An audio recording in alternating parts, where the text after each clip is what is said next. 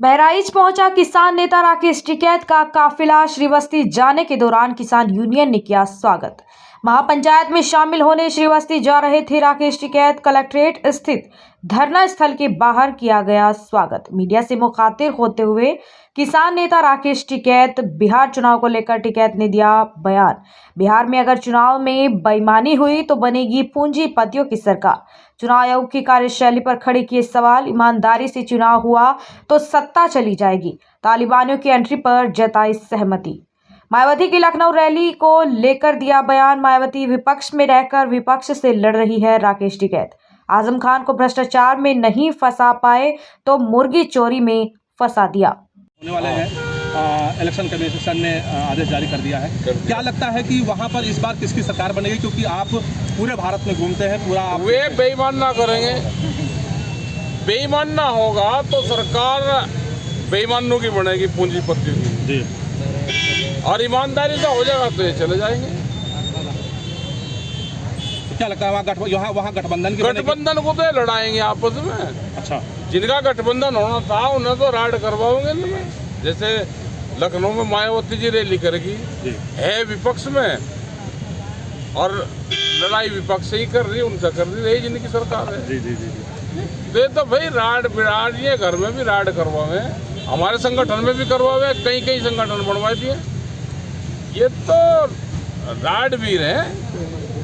आजम खान बाहर निकल करके आए हैं, वो कह रहे हैं कि आप तो मुझे मुर्गी चोरी और बकरी चोरी का जुर्माना अपना घर बेच करके देना पड़ेगा। क्या लगता है? हाँ नहीं, बिल्कुल ठीक कह रहा हूँ भाई। उसने क्या बकरी चोरी करी, उसने मुर्गी चोरी करी, लेकिन मुकदमा मुर्गी चोरी में 23 महीने जेल में रहा। तो किस पे क्या लगाना इन्हें, क्योंकि उसमें भ्रष्टाचार का तो नहीं लगा पाए तो मुर्गी चोरी का लगा दिया। आपका एक स्टेटमेंट आया था जिसमें क्या आया बता, क्या आया? आपका एक स्टेटमेंट आया था जिसमें आपने लाहौरी नमक को लेकर सवाल उठाया था। हाँ, क्या बताना चाहेंगे? आप बताओ क्या बताना चाह रहे? खा रहे लाहौरी नमक, उन्हीं के खिलाफ हो भाई। हिंदू मुस्लिम की बात करें, लाहौरी नमक सारे फास्ट में लाहौरी नमक का इस्तेमाल कर रहे हैं। जो तालिबान के अफगानिस्तान के विदेश मंत्री आए, उन्होंने बात बिल्कुल ठीक करी। उन्होंने कहा कि बाघा बॉर्डर खुलना चाहिए। बाघा बॉर्डर खिलेगा तो हमारे यहाँ के किसानों को भी फायदा होगा। हमारा प्याज, लहसुन, सब्जियाँ जो मिडिल ईस्ट कंट्री में हमारा जाता था, वो बाय ट्रांसपोर्ट यहाँ से जा सकता है। पंजाब, हरियाणा, वो सब हमारा माल वहाँ पर जा सकता है। एग्रीकल्चर का मतलब एक दिन में हम डिलीवरी दे सकते हैं आगे तक। लेकिन अब तक कहाँ से है, वो बाया गुजरात आ रहा है। तो ये भाषा नहीं समझी कि गुजरात के पोर्ट क्यों खुले हुए हैं।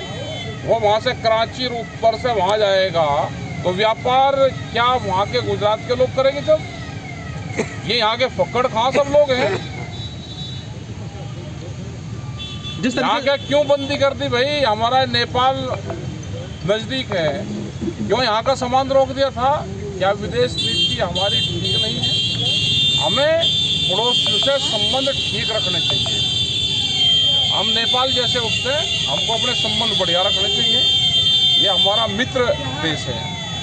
लेकिन आप तो संबंध चीन से भी अच्छे होने लगे भाई। जब यहाँ की राइड होगी तो दूसरे वाला कर लेगा, लेकिन हमको रखने चाहिए। जो सड़क है, जो फैसिलिटी है, उनको यहाँ पे देनी चाहिए।